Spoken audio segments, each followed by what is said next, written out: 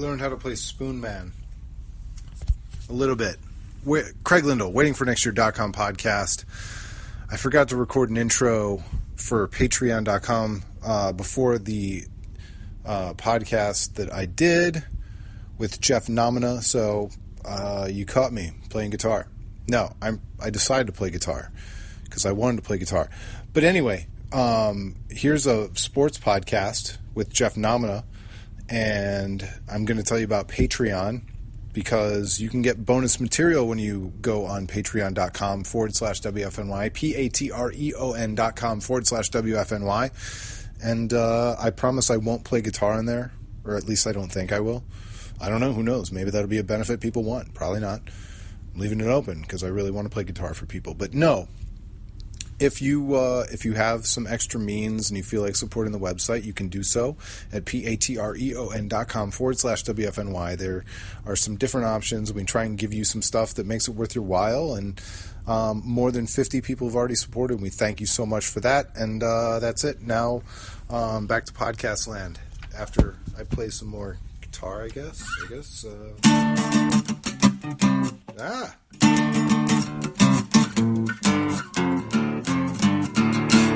Nailed it. Waiting for next year. Waiting for next year. On the other end of the line is Jeff Nomina. Before we get to sports, we got to exchange. I'm going to tell you a couple of kids' stories because, like, having young kids, the amount of weird things that happen that they say. So today there were two. Number one, my son insisted on borrowing a pair of sunglasses before requesting Eye of the Tiger on Spotify. I don't even know where he heard Eye of the Tiger before, to be honest with you. Maybe my wife's playlist. I'm not sure. He wanted to listen to Eye of the Tiger because it rocks. Is that the adjective you think of with Eye of the Tiger? I think so.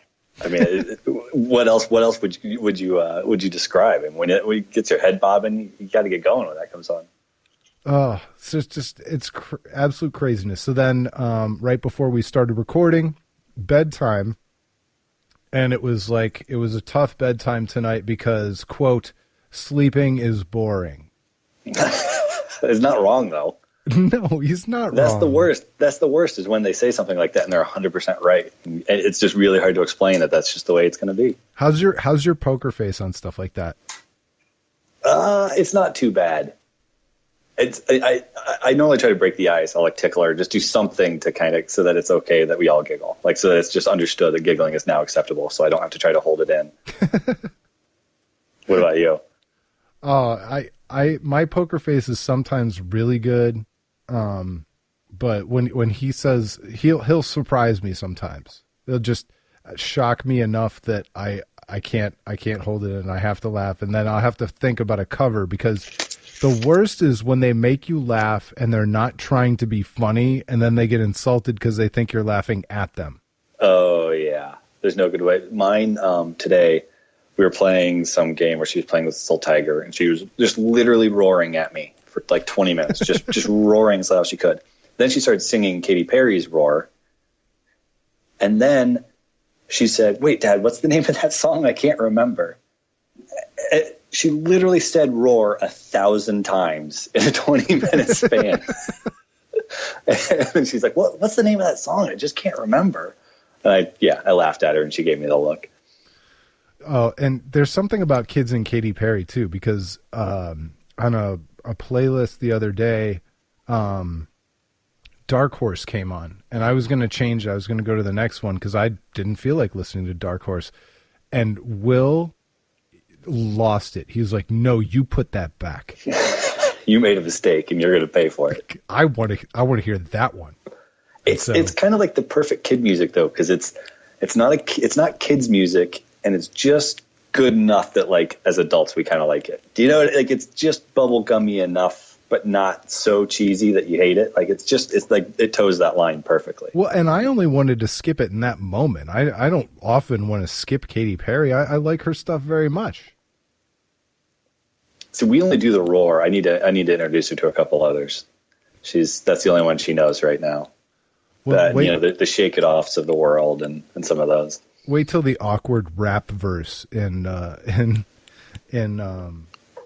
Dark Horse comes in. Ooh, yeah. She'll probably try to sing it, and it'll be bad. Oh. Do your kids like memorize lyrics like the first time they hear a song? That new Cloud Nothing song single that's been out for a little bit came on the radio, and she was like singing the chorus as we walked into the store the other day, and I was like, "You've heard that song once, and it's not even that catchy. Like, it's just not a kid's song. How is this happening right now?" Well, and what's really funny is I'm not a lyrics guy, and my kids don't memorize lyrics, but all of a sudden, Ben, the older one, he'll say like, "Well, what does he mean his boat is in the sea?" You know, or he'll call out a lyric that like I hadn't paid any attention to because I'm just listening to the melody or the rhythm of the guitar or something. And I'm like, I don't know, man. I'm not really a lyrics guy. I don't even know what the rest of the words are. But he hears stuff that I don't hear, which is very weird for me. Yeah, see, now you've got me freaked out because we listen to to Purple Rain, the full album, like regularly. Ooh. And if she's gonna start asking me lyrics, that's gonna stop pretty quick. Don't need to explain Darling Nikki to her, I don't think. No. All right, well, we're going to actually talk about some sports today. First of all, the Super Bowl, I want to know, before I get to the Dolphins fan trying to fix the Browns, which I think is fascinating, because I'm a Browns fan who tries to fix the Colts because I'm married to a Colts fan. So it's really, really fun, and we can have a conversation about that. Do you have any thoughts about the Super Bowl? Do you have a rooting interest? Do you even care about this game? And, I listened to your podcast the other day, and I'm kind of with you that I'm just kind of over it. I'm just not that excited about all the pageantry and everything. As a Dolphins fan, I just can't cheer for the Patriots. And I also hate this weird storyline that it's like Tom Brady's revenge or his redemption or something. Like over Roger Goodell. Yeah, like he kind of got caught cheating. He's not really redeeming anything by winning now. And even if you think it was like more like jaywalking, it was still cheating. And right, I just don't understand why we're supposed to be like, oh man, I can't believe he overcame so much. Like he overcame cheating. Like it's not he was a cheater. I don't understand. So it's just kind of like Super Bowls are getting annoying anyway, and now this one just feels extra annoying to me. Well, and on top of that, there were, and again, I promise not to take it political, but there was the whole thing about Tom Brady and the "Make America Great Again" hat, and that's going to get played up at some point, at least in certain corners of the internet, and yeah, I just don't need to hear any of it. I don't find him to be overly fascinating, and I know that people do, and I'm always just kind of looking for that angle of where he's fascinating, and I just never quite find it. No, and honestly, I think that he's so married to a really phenomenal coach and a really phenomenal organization that I don't even rate him as a quarterback the same way everybody else in the world. Like, obviously, he's one of the greatest of all time, but if you're asking me the best quarterback I've ever seen in my lifetime, as a real football fan, the stuff I watched as a kid in the late 80s and early 90s, I didn't know what I was watching yet. And some might joke I don't know what I'm watching today. But I'm sorry, I still think Peyton Manning, was probably the best quarterback I saw this generation. The way he ran that team with far less talent and no defense half the time, and some of the things that he did coaching on the field, I just that he's my pick, and I know he doesn't have the numbers, the championships and whatever else, but Tom Brady's never been my pick for like the greatest of a generation. It's like an amazing story, but I think he's so married to Belichick, it almost takes a feather out of his cap. Yeah, it's hard to separate those two. He's also the most boring superstar athlete maybe in any sport ever. Like, it's not enjoyable to watch the Patriots. They're not, like, if you watch Aaron Rodgers right now is appointment television. Like, he's just so incredible. And there's probably 3 or 4 more quarterbacks in the league right now who are more exciting than Tom Brady. Like, he very rarely does things that wow you. It's just systematically picking people apart. It's 6 yards a pop. It's a pick play here. It's finding, Gronk over the middle for 20. It's not exciting football in any way. And for how good he is, I just don't enjoy watching him at all. And I know part of that's, my own bias, but I don't watch him and think, wow, what an incredible play. Like you said, like Peyton Manning would do these amazing things and thread the ball 30 yards down. I just don't see that with Brady nearly as much. No, and when he was incredibly fun to watch like that, it was because of Randy Moss. Right. That was the only time that he was really an exciting guy to watch in any way. So I take it so does that mean you're rooting for the Falcons, or you're just kind of watching and kind of hoping maybe, but not really rooting? So my wife and I do a bracket every year, and I'm down by like a half point right now. So I have to pick opposite her in the Super Bowl. So I'm going to pick opposite of whatever she picks, and I will be cheering for that team. She hasn't made her choice yet. Oh, I see. Well, that's just betting. I mean, in your heart of hearts. In my heart of hearts, I want the Patriots to lose so bad that they actually just dissolve the franchise. It's so funny. I understand the sentiment completely. I would feel, although as a Browns fan, I've kind of been beaten into submission where I have a tough time even despising the Steelers quite as much as I did. Although I certainly think Ben Roethlisberger is a pretty hateable character. He, luckily for him, much like Kobe, he became hateable in a time period that didn't punish him as badly as it would have, like in a much later time period. That's very true. And I will say that as a Dolphins fan, I always thought the Steelers hate stuff was kind of overblown. And then we played them in the playoffs, and I get it. I get it. They're a bunch of headhunters, right? I get it. I totally get why you could hate those guys.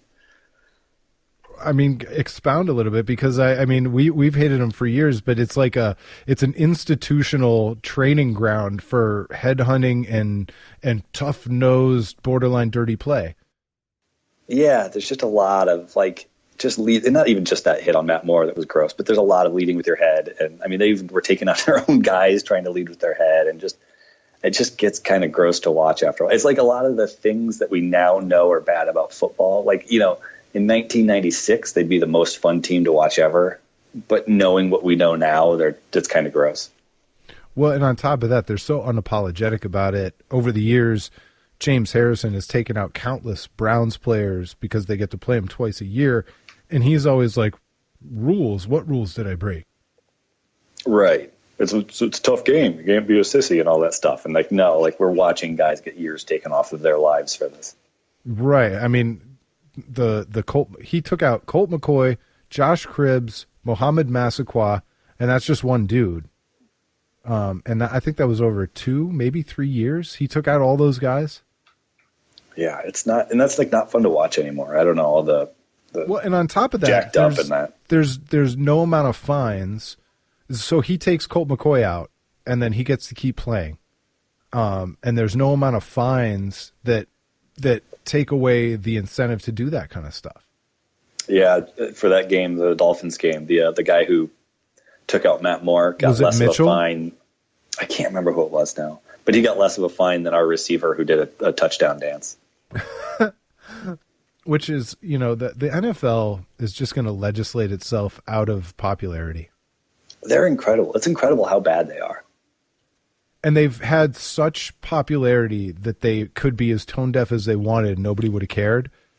But it's not, I mean, the way you and I are talking about the Super Bowl and the commercials and everything. I mean, I was talking about the commercials and how there are so many people who will pretend that it's 1999 and they can be as interested in commercials as they were back then. But it's such denial about the market that we live in and the way people look at their phones during commercial breaks.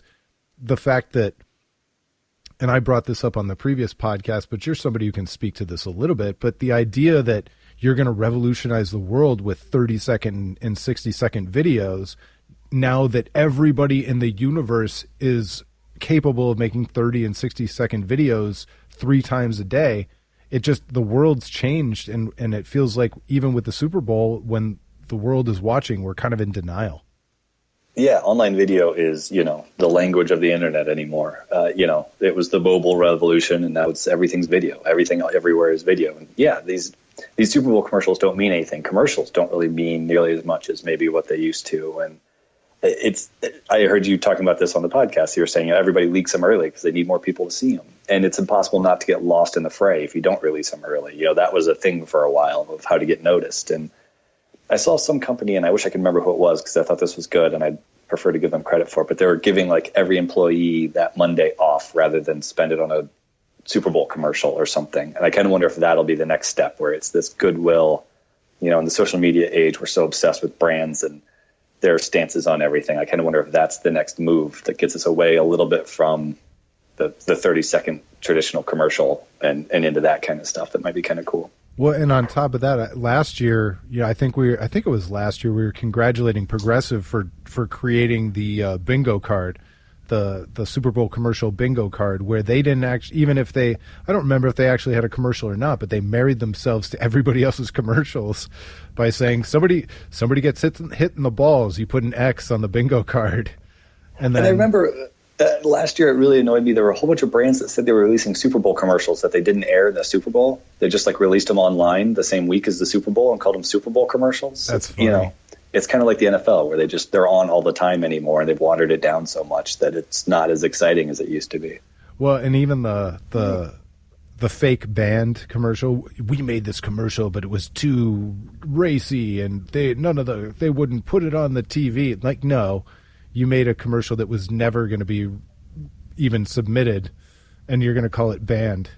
Right. Yeah, I think as consumers, we're all getting a lot smarter about that kind of stuff too. So we don't fall for that as much. I can't even remember some of them. I'm sure GoDaddy had a banned one at some point. Oh man, I forgot. Yeah. You were naming some of the brands like the Doritos and the Bud Lights, and I was just thinking, like, I'm not excited to see any of those.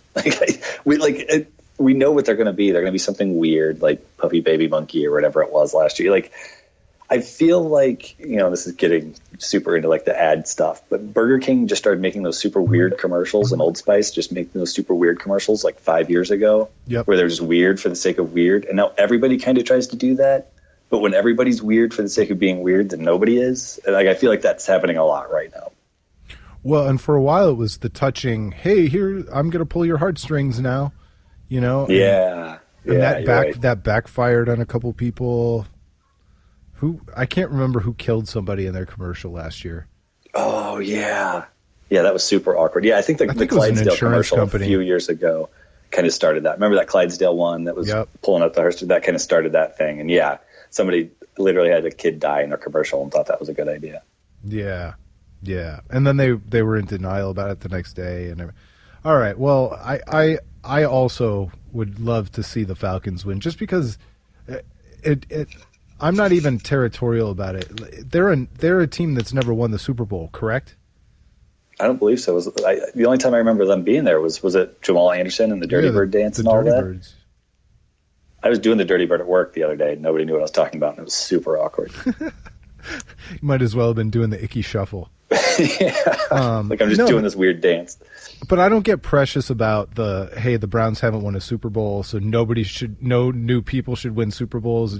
I mean, I don't care.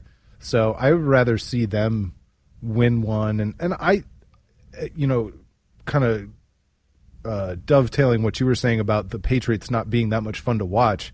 The Falcons are really fun to watch. Mm-hmm.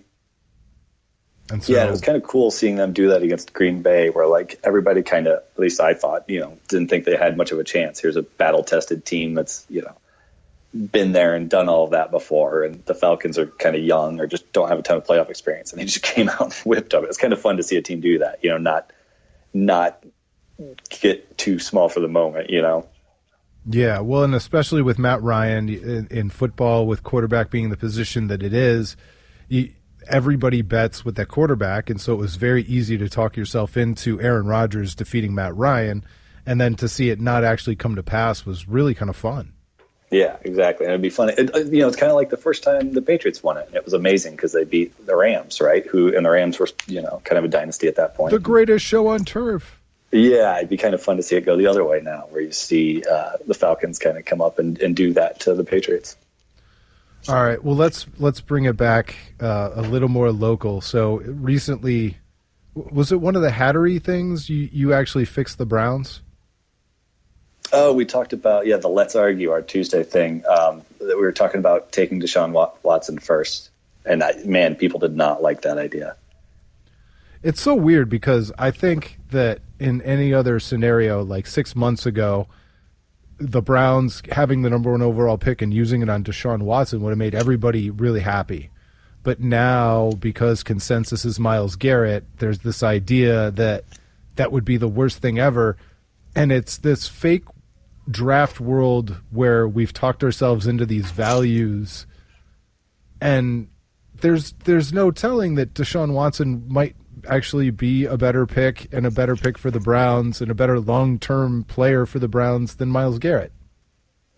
Yeah, and it's funny how I always say we treat trade deadlines like their own sport. And if you lose the trade deadline, suddenly everybody thinks your team is bad. Even if that's not true, it's its own little sport that people want to win. And the draft becomes that. I heard a commercial it was Todd McShay talking about the draft, and it was, who are our biggest risers? And here are the 2 prospects I disagree with Mel Kiper the most. And it's like, that really shouldn't be the important things that you shouldn't be proud of the things that you guys disagree or proud of the things that guys are moving around when nothing's happening. Like the draft has become this weird thing where if a guy moves up 2 rounds from, January to April when nothing actually happened, we all think that that's okay. And like nothing changed. It's its own little sport where things get moved around. And yeah, it's weird. I don't understand what Watson really did to fall, where all of a sudden he went from, it seemed like consensus top pick to not. And I'm not an expert. I'm not going to pretend I am, but it just seems like a weird situation where all of a sudden he wasn't the top pick anymore. And I haven't really heard anybody explain what happened. But at the same time, we've seen enough quarterbacks who don't fall like that. I mean, Jameis Winston never fell, and there were reasons why he could have fallen. So for sure, doesn't it almost lend some credence to the idea that Watson did fall? Yeah, true. And you never know. I mean, Bridgewater fell, right? Wasn't he supposed to be pretty high and then fell quite a bit lower? Yeah. I mean, even Aaron Rodgers, we saw it with him. I think the draft is a lot harder than we all think it is. No, but you make a good point. The idea that these guys are rising and falling and whatever else, the board should be basically set. The only thing that should change is if a guy gets arrested or he somehow proves that he's undraftable at the combine due to injury or interview. Those are the 2 things. Right. I understand if teams have interviews with a guy and, they don't like what he says and that drops him, but that's not something that these mock draft guys really are privy to. So it's weird that they move guys around so much. You mean like if you go and you interview a defensive back who also is known for returning kicks and punts, and you ask him to return punts and he says, "No, I'm good. You can check my tape." And then you draft Justin Gilbert anyway? Man, that is just such a bad draft. That hurts so bad. It's just hard to look back at that one. They're all hard to look back at. They're all hard. I at least feel confident that the Browns won't draft any citizens as bad as Justin Gilbert and Johnny Manziel anytime soon. And they were bad citizens in different ways. But you know what? There's something kind of nice about that. The Dolphins went through this after the whole Bullygate thing. They went through this phase where they would only pick team captains and kind of like squeaky clean kind of guys. And it was like super refreshing. Like I kind of enjoyed it. Like, you guys are going to be bad either way. At least give me people I don't feel awful about cheering for. Well, and it's tough. It's tough in professional sports sometimes to root for even your own guys. I've thought a lot about this, and I tried to ask, and I'm not talking trash about him, but I tried to ask Dave from Steelers Depot about Ben Roethlisberger and whether there's any conflicts, and he basically brushed off the entire question, almost like a PR wing of the team. And in some ways, I don't even blame him. Like you've got to suspend reality a little bit, suspend disbelief a little bit to root for any of these guys. Like we just can't be held responsible for, it's like if I want to watch a Mel Gibson movie, I don't have to co-sign in every one of his political opinions either. Like at a certain point, you have to divorce the art from the artist, so to speak. Right, and it's impossible it's something you have no control over. You're just trying to cheer for a football team in your own city. Like, I get it, like, you can't take a stand on everything. But at the same time, like, the Dolphins have Mike Pouncey, who walked around with his free Aaron Hernandez hat during that whole trial. And, like, just cut him. I don't mean to laugh, because that's not funny, but, like, cut him tomorrow. I don't want to cheer for that guy, Like, it's just awful. Well, and I even understand, like, wanting to have your guys back, but like once he's in court for murdering more than one person. Right. Maybe give it up at that point. And even if you want to have your guys back, you don't really have to do it publicly with a hat, you know? I don't know. It's just, but yeah, to your point, you can't be in charge of all that. You can't control it. It's not your fault. But at the same time, you have to acknowledge it and respond to it a little bit, I think. It's much easier when the draft picks bust out and they suck. Like Johnny Manziel and Justin Gilbert. There's no easier, no easier stage to stand on than, when those guys can't produce on the field and their embarrassment's off. Oh, yeah. And it also makes it much easier to, like, turn on them, too. Because it's hard to turn on. I still kind of think Deion Waiters could be good. It's, like, so hard to turn on your own team's draft picks. And so if they have at least that, it gives you that kind of nudge over the line, too. The Cleveland Cavaliers are world champions, and they drafted both Anthony Bennett and Deion Waiters. Oh, man, it's amazing. Just fell into it. Just pure stupid luck. Like one of the best players ever was just born here. That's like literally the only thing they've done right. And what's really funny is that you get to all these like, hey, we're gonna take the Oklahoma City Thunder model. Oh, we're gonna copy the Spurs model. Like, good luck with the Cavs model, stupid. I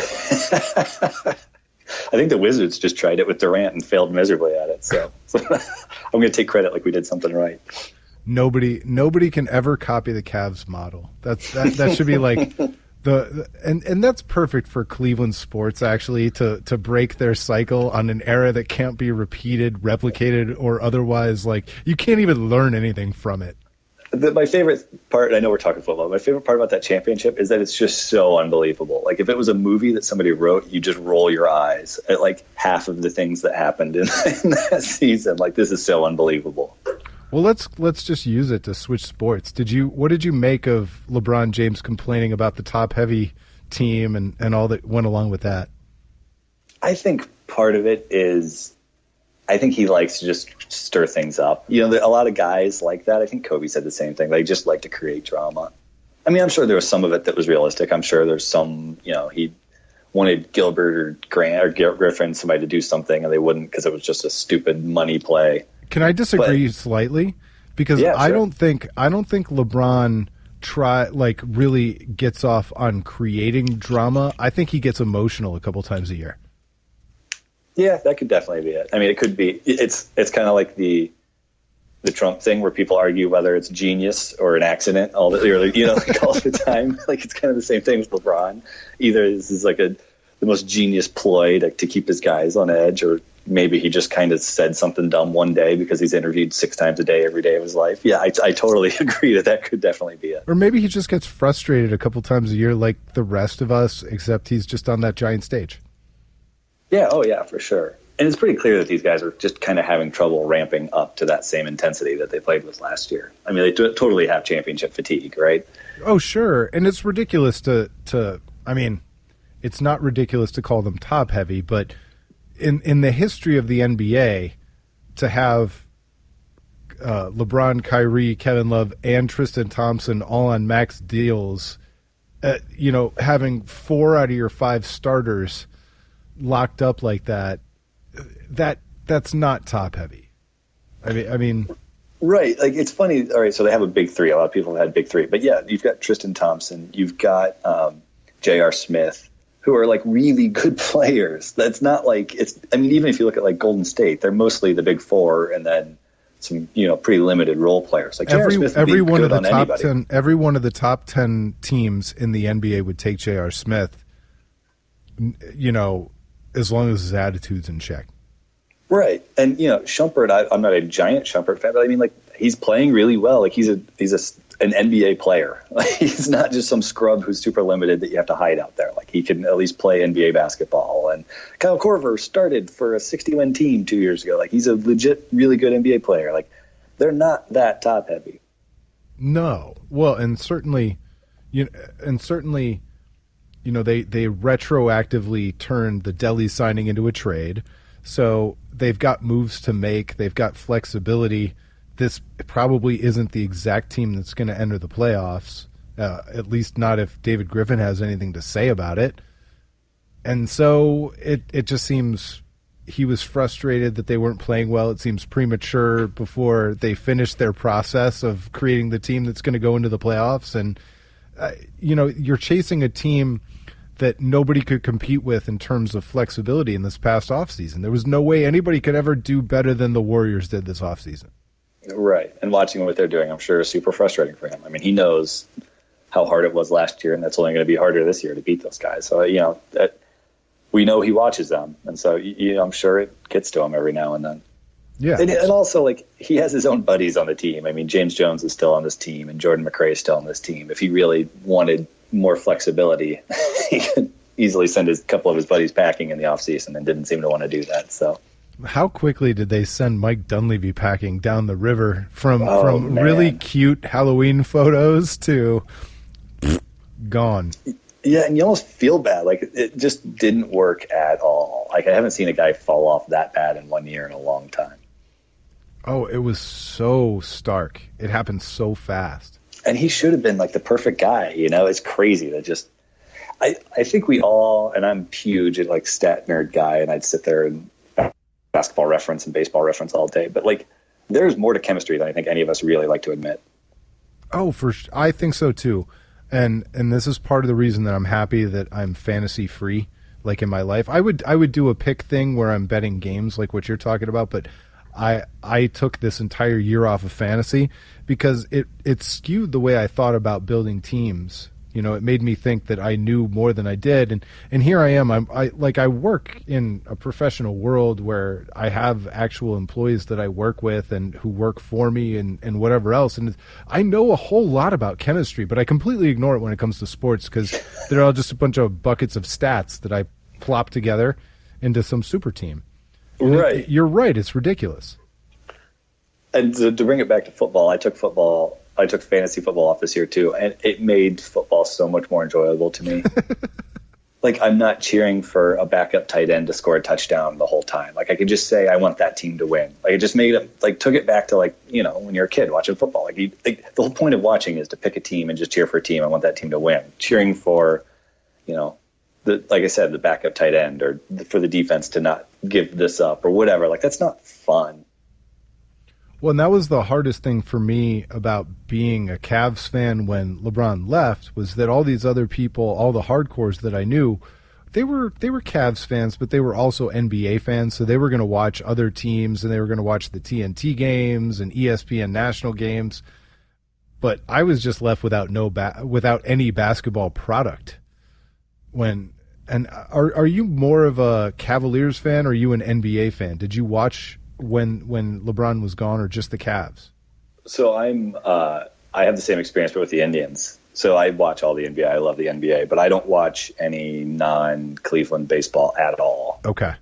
So what you're saying is kind of how I am with baseball. I can talk about the Tribe all day, but you talk about any other team and I can't. And so, yeah, it's kind of like that when the Tribe's bad. It's it gets hard in the middle of the season because you're just watching this crap team and, I don't want to watch the rest of the sport. So it's the whole sport is ruined for me for that year. But I find it so strange, even in our own threads, not that I don't have empathy for guys, but when you guys, you NBA fans, bemoan the injury to a rookie who plays in some city that's not Cleveland, I get the empathy part of it, but you guys feel like it's doing damage to your entertainment. And for me, it's outside the realm of my entertainment. It's a TV show I don't watch. So and the NBA is oddly a big family where that stuff where, if Embiid were to go down, it would impact fans from all other teams more than I think in most sports. If some random player in the NFL gets hurt, nobody bats an eye. And in baseball, it's just kind of oh, that stinks. But in the NBA, it's we almost grieve together as a collective NBA fan base. It's oddly this little clique of people who are really into it. But I don't think it ever. I don't think it is what I'm saying. I don't. Yeah, exactly. I don't think it was always like that. I think it's a recent phenomenon in the last 5 to maybe 10 years, but at least 5 years. Yeah, I could see that. I don't remember it being like that in LeBron's first time through. I think it's the offshoot of blogs and the people who graduated from blogs becoming, part of the new media and whatever else. I think about all the the original basketball fanatics that became members of the media. And so, when I'm forgetting his name right now, but the number one guy in Philly, the 6'7" point guard. Oh, Ben Simmons? Yeah, so when Ben Simmons goes down, everybody was so invested in the draft and everything else that even if, they grew up in Milwaukee, they were looking forward to seeing what the kid could do. And now they were robbed of that. And it's just weird. I'm repeating myself now, but I wasn't robbed of it because I wasn't really playing. I mean, I feel bad for the kid and I feel bad for Sixers fans, but apparently I need to feel bad for this universal NBA community that I barely knew existed. You have to wear black for a whole week. It's actually part of the agreement to be into NBA Twitter. And NBA Twitter is funny too, because to your point about blogs, like I feel like blogging in the NBA community, like everybody does. Like everybody in NBA Twitter writes for at least 1 or 2 or 3 blogs, like everybody. And then you look at like football, and not just Twitter, but like the fan bases. Like I don't know that many Browns blogs, like 1 or 2, but I can name 10 NBA blogs off the top of my head out of like 2 or 3 teams. It's crazy how just the different sports have their own little cultures and their own little ways of talking. Vine for the NBA was just massive, and you don't really see it for any other sport. Well, and I think the NFL is super elitist because you've got the X's and O's guys who don't respect anybody who doesn't understand X's and O's. But I think basketball has kind of that next level of analytics for sure. But it's not quite the same level where I think it can be enjoyed as an art form. I think it in many ways it's a simplistic sport that like I don't mean that there's not a second level. No, I understand. But like my kid watches basketball and it's the easiest one for him to grasp, and he likes doing math with the scores, and he understands, well, this basket is theirs and this basket is theirs. It's very simple. He can see almost the whole court with, his 2 eyes when we go to a game live, and there's just not that much going on. And of the 3 major sports, hockey, football is the most. There just aren't a lot of stats. There's 22 guys on the field. There's so much noise, so you can't really do stats. So it's all eye test and X's and O's. And baseball is so much math that like you could think you have the most obscure stat in the world, and somebody's going to quote one that's even more obscure every single time you try to have a conversation about it. Whereas the NBA is kind of. I've looked up VORP 110 times. I still don't know what the hell VORP is. Okay, sorry. But to your point, like the NBA is kind of a mix. Like if you want to get super into the stats, they're there and they're easily accessible. But if you just want to watch and just kind of enjoy it as a sport, you can understand what's going on pretty easily. So it's kind of like that middle ground. I enjoy it for that. Do you think the NBA is going to survive the death of Vine? Yeah, they'll figure something out. I do enjoy that. NBA should have bought Vine. That's actually, they really should have. It's crazy that to watch what they did with social media and Vine, and then think about like NFL and MLB trying to air commercials before a 6-second Vine or highlight on all their platforms. Have you ever tried to watch a 6-second NFL clip only to be hit with a 30-second ad and go, you know what, fuck it? All the time. Like it's so dumb. And I mean, I literally do that for a living, so I shouldn't say that. But like, nobody is going to follow that content, and it helps build your sport. One of the best things about the NBA is when some stupid Vine gets passed around Twitter for 2 hours because it's hilarious. Deion Waiters did something dumb. I'm just gonna have so many Deion Waiters references through this whole podcast. And then Bleacher Report makes a custom animated GIF, like making fun of it, and everybody loves that. And like it's part of that whole community thing where like everybody kind of gets to enjoy it. Whereas with the NFL, like or baseball too, they try to like put commercials before it and copyrights, and it just kind of stops all of that. Well, and on top of that, here's a perfect example. Unfortunately, Andy Marte passed away in a car crash, okay? And so then that immediately led me to think about my favorite Andy Marte memory when he pitched an inning against the Yankees in a blowout, and I don't remember how many strikeouts he had, but he worked a 1-2-3. He struck out Nick Swisher. Mm-hmm. I searched it out. I find the video clip is still archived on MLB.com. I can't get the embed to work. I can't. I can't. It just don't make it so hard.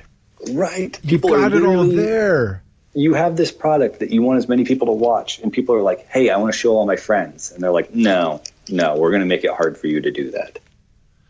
It's so easy in 2017. I mean, not easy for me, but easy for a real media company in 2017 to make all their video clips embeddable. And why wouldn't you? What are you worried about? Exactly. It just seems really short-sighted to need every ad dollar from a 6-second video rather than the, thousands and thousands of people who are going to watch those highlights if you just make them free. Well, and then they didn't get any. They didn't get any ad views because I couldn't embed the Andy Marte clip, and it just, and people's attention spans, even in a player's death, isn't long enough that they're going to go to the trouble of making 2 clicks instead of just 1 to watch that clip. Oh, for sure. So anyway, I don't understand anybody who makes it harder for their fans to take in the stuff. It's one thing for UFC to do takedown notices of pay-per-views that are getting stolen. It's quite another for Major League Baseball to not let you screen cap GIFs from an ESPN game in May. Right. It's just mind-blowing to me. You should want people to watch your sport. It just seems like such an obvious statement. I can't believe. And like I said, I buy ad space for a living. That's what I do. And that's not that expensive. They're not making billions of dollars by serving that ad. It's cents every time. It's not even cents. It's fractions of a cent every time. So I don't understand, the benefit of that. All right. Last but not least, and then I'll let you go. Let's talk media for a second. What are we going to do when Twitter goes away? Twitter's not going to last forever, is it? No, and it sounds like, every year you hear that they're having troubles and they can't figure out ways to monetize it. It's so ingrained in my way of life, I can't even imagine not having. I remember when you used to log on and go to CNN and ESPN and the Weather Channel and all those different sites. Yeah. I just log on to Twitter and it's like I know everything that happened in the entire universe in 2 minutes. Yeah, although, a lot of people, the biggest criticism is that there's no filter. It's just this giant fire hose blasting you in the face. Yes, I do realize that everything I learned about the universe is wrong 5 minutes later, but at least I got that initial update. No, but it's such a powerful tool. I think, when you watch things happen, you watch when protests are happening, or you watch when news is breaking, or for sports, how quickly things travel, or just anything, emergency situations, and people are contacting each other, or getting in touch with, reporters are getting in touch with people, things like that. It's just incredible the power it has, more so than I think any of the other platforms. And I can't believe they haven't found a way to monetize it. Yeah. Well, I guess the most interesting statement I heard about Twitter was Gary Vaynerchuk, who was talking about it and said, and he's like a social media maven, owns a marketing company and everything else for those out there who don't know. But he was saying that it might not always be owned by Twitter and it might not always be called Twitter, but we will always have a Twitter from this point forward because we need that place to log on and see what people are, see how people are reacting to things live when it's happening. I'm amazed at how few people are on it. But yeah, I agree. I feel like it's changed things enough. Not that many people are on Twitter. Right. I forget what percentage of the population. It's very small. And yet, if you watch the news, if you watch anything, they talk about it like this happened on Twitter. Like this must be a big deal. It happened on Twitter. It's crazy how much of just the conversation it drives. Yeah. Well, I'm fully prepared for it to become MySpace. So MySpace died. But MySpace didn't really die. It just got improved, and it was called Facebook. Mm-hmm. And that's kind of where we're going to end up with Twitter, I think. I don't know who's going to do it. It's probably not any of the existing companies because existing companies never are good at creating the thing that they should be good at copying. Right. Like Google's not going to show up and create the thing that takes over for Twitter. And it's not the people who have the infrastructure, like Facebook, you would think could do it, or Instagram tried to do it to Snapchat, and it doesn't. I don't think it's working. I haven't seen stats lately, but yeah, the people that should be able to do it never do. It's just some random startup that comes out of nowhere. Yeah, somebody who's not listening to the adults and is only listening to the kids, and they hook them when they're 12. or 14. Yep. And then you guys like you and I, as we get crustier and crustier, are going to have to learn this shit. Oh, man, I think Snapchat's the end for me. Snapchat was that turning point for me where I put out a blind call to say, hey, can somebody explain this thing to me? And it's actually made more sense as it's moved along and they've developed it, but I didn't understand it at all at the beginning. I enjoy it like a lot, and I use it, and I'm sure I'm not using it how most people use it, and I'm just sending pictures of my cat and stuff. But like, it's really fun, but I kind of feel like this is the end of me being able to get it. Like after this, I'm not going to get it, and I'm going to be the old man yelling at cloud guy. Like this is the end for me. It took me a long time to kind of figure it out, and I'm still probably not using it right. But yeah, this feels like the end of me being able to understand the usefulness of these things. Well, have you seen Musical.ly? No. Musical.ly. It's like you're too old for it. No offense, I'm way too old for it. It's like music clips and kids like lip sync and dance and sing along with it. And like, this sounds terrible. I know. Well, and I'm going to be 38 next week. Can you imagine me like singing and dancing and lip syncing along with like pop hits? No. But that's going to become something, and when 40 becomes the new 30 and 30 becomes the new 20 for this next generation of people coming up, we're going to be so far behind. And kind of tying it back to Twitter, it's interesting, so we've seen Instagram was really popular and Snapchat and you're starting Musical.ly, but Facebook is a place where a lot of information is shared. Twitter is a place where a ton of information is shared. We haven't seen that next actual informational kind of platform that's popped up. Twitter and Facebook are pretty old at this point, and nothing has come in to kind of challenge that space. The kind of fun, lighthearted, 15-year-old kind of stuff moves really quickly. And people tried to capitalize on the blog thing with Medium and Tumblr, but those aren't really going very well. Right. Those aren't like taken over, or they don't feel like they're getting, what was the Google one? Google Plus. Oh, yeah. There's been all kinds of different stuff that's kind of come into that general space, and nothing seems to really be, to your point, what's going to be the next Twitter. We haven't seen anything even challenge that space for quite a while.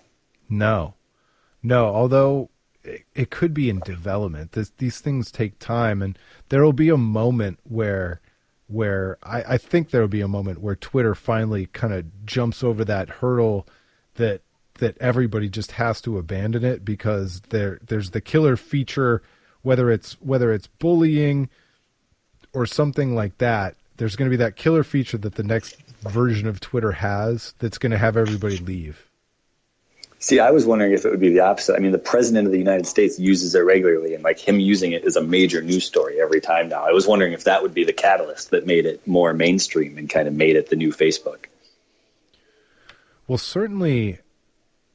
It's funny because I don't think people actually have to join Twitter, because CNN treats everything like it's, they bring it out. So it's a weird thing. All the action is happening there, but nobody actually has to join to find the things that are most important that are happening there. That's true. It's like this important spot where things happen, but you don't really need to be, because somebody will tell you what happened there later. Yeah. And as they happen in real time is so much chaos and misinformation that being there for it live isn't necessarily important, because it's actually worse. Because you just see so much stuff that doesn't end up mattering at all. No, and the mental anguish that I used to put myself through, like during trade deadlines and different things when there wasn't any new news, I just needed. I was better off not taking it so seriously, and just being the last one to know rather than first one to know. Twitter's still better than the old days of message boards, where you just sit there and refresh a message board waiting for a new post to pop up, though. No, that's definitely true. That was the worst. True. But no, I was sitting here thinking while you were talking, I was trying to think if my parents would ever have to join Twitter.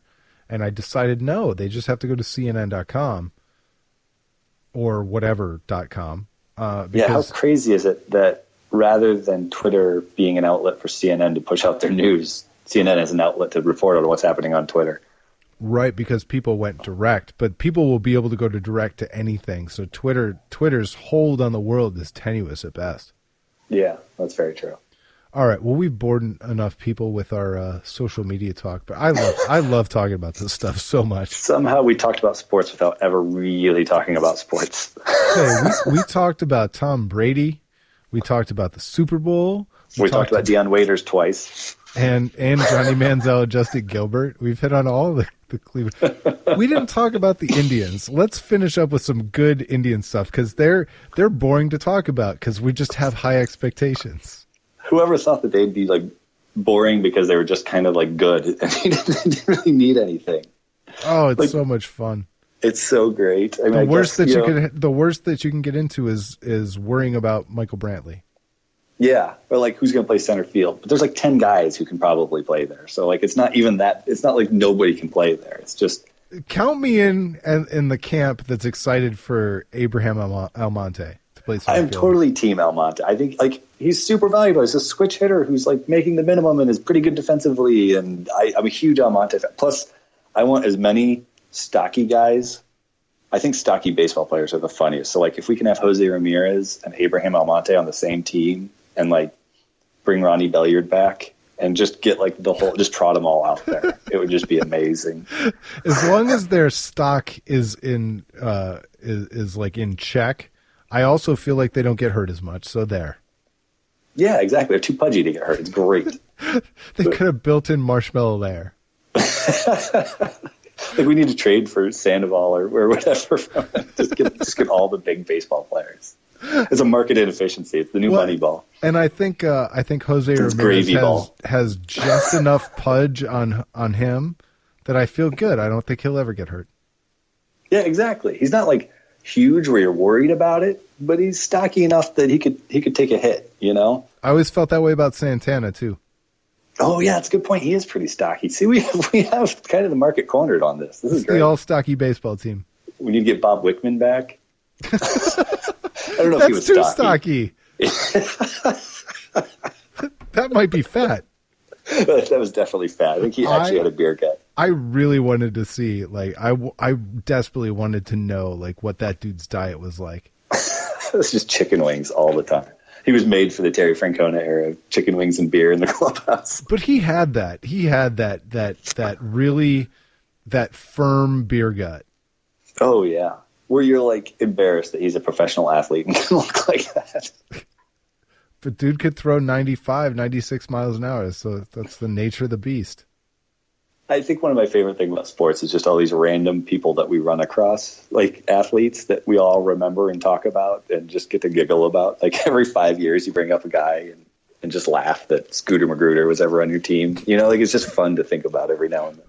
Or you can take like my favorite are the whipping boys, like the ones who are kind of meaningless in the history of the Cleveland Indians, but we can hate them kind of as sports hate them, like Trot Nixon and so here my favorite is I loved Russell Brandon the first time, hated him the second and third times. Oh, so it doesn't carry over. It's not like it's not a lifelong commitment. No, because I was so down on the Indians the second and third times he showed up. I was like, this is the best you guys could do. He's going on 40. I love how, like, even long after those guys are gone, like, I still, like, you know, those are the guys you really dig in the trenches and you spend hours arguing online about this meaningless baseball player who plays for a bad baseball team. And, like, I will still, like, argue that David DeLucci wasn't that bad. Or, like I find myself, like, getting offended still at some of those arguments from back in the day. The Jason Michaels DeLucci outfield platoon is like the least favorite Indians moment in my lifetime.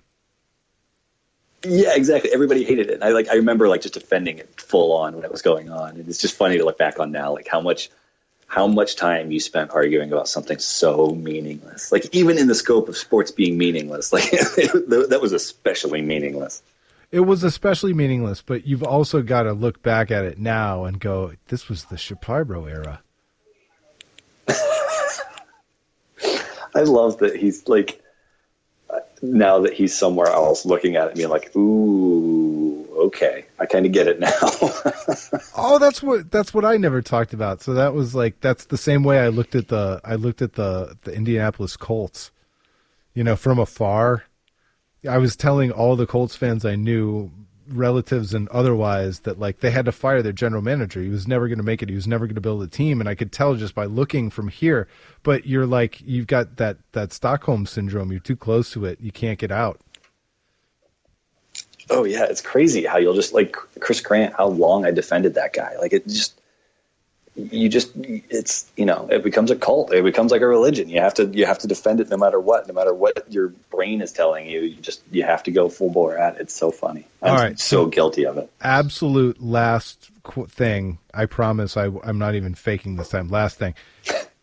Who's the number one candidate for like, hey, we've been locked inside a cult and we're defending this guy in Cleveland sports right now? Ooh.